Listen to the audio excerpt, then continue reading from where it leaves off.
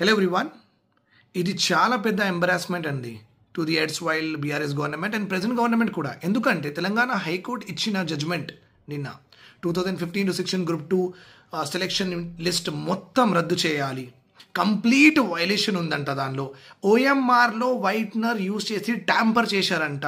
And that is how the people got selected. It seems how much big embarrassment ఇది మీరు just imagine చేయండి. అందుకే BRS అయినా సరే, కాంగ్రెస్ అయినా సరే, వీళ్ళ మీద ఆధారపడి పోరాడితే గ్రూప్ 1 అయినా సరే, గ్రూప్ 2 అయినా సరే ఏం జరగదు. కాబట్టి మనకు స్టూడెంట్స్కి మాటకి కోర్ట్ డోర్స్ నాక్ చేయాల్సి వస్తుంది.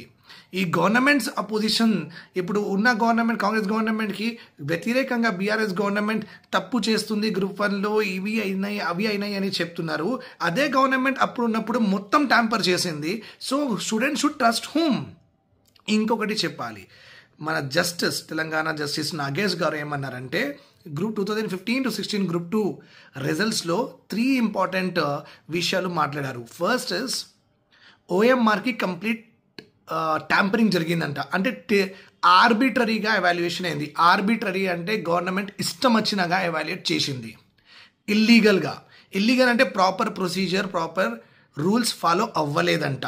Okay, third one is unjust అంట. అన్జస్ట్ అంటే కొంతమందికి ఫేవరెటిజం, కొంతమందికి పార్షాలిటీ చూపించడానికి మొత్తం ప్రాసెస్ జరిగింది అని కోర్ట్ సింగిల్ బెంచ్ జడ్జ్ అన్నారు నాగేష్ గారు.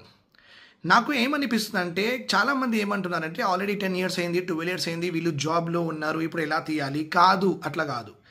క్వశ్చన్ ఇక్కడ ఏముందంటే హైకోర్టు ఇలా చేసినది కరెక్ట్. ఎందుకంటే అది ఎన్ని ఇయర్స్ సర్వీస్ అయినా సరే ఒకవేళ మనం ఇట్లానే ఆలోచించుకుంటూ పోతే ఏమవుతుందంటే ఫ్యూచర్లో కూడా గ్రూప్ 1లో కూడా 10 years అయిపోతాయి, తర్వాత వీళ్ళకి కూడా తీయలేరు.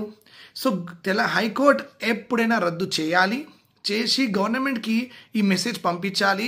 మీరు ఇల్లీగల్ వేలో అపాయింట్మెంట్ చేస్తే, ఇల్లీగల్ వేలో ఫేవరెటిజం చేసి ఎగ్జామ్స్ పెడితే, రిజల్ట్స్ ఇస్తే మేము ఎప్పుడైనా క్యాన్సిల్ చేస్తాం. అలా క్యాన్సిల్ చేసినప్పుడు వీళ్ళు డబ్బులు ఇచ్చి జాబ్లో వచ్చారు కదా కొంతమంది, వాళ్ళ పేరెంట్స్ వెళ్ళి వాళ్ళతో కూడా చేసుకోవాలి. ఎవరెవరో క్యాష్ ఫర్ జాబ్స్ కోసం డబ్బులు తీసుకున్నారు. సో హైకోర్టు 10 years అయినా సరే, 15 years తర్వాత కూడా రద్దు చేసి ఒక ఇంపార్టెంట్ లెసన్ పంపించండి మొత్తం గవర్నమెంట్స్కి. మీరు క్యాష్ ఫర్ జాబ్స్ ఒకవేళ చేస్తే మేము ఎప్పుడైనా రద్దు చేస్తాం. ఒకవేళ ఇది జరగలేదు అనుకోండి, గ్రూప్ 1 కూడా 10 years తర్వాత రిజల్ట్ వచ్చిన తర్వాత ఇప్పుడు ఏం చేయలేమని చెప్పేస్తారు కదా, ఎప్పుడైనా తీయచ్చు అని ఒక భయం ఉంటే ఇలాంటివి జరగవు.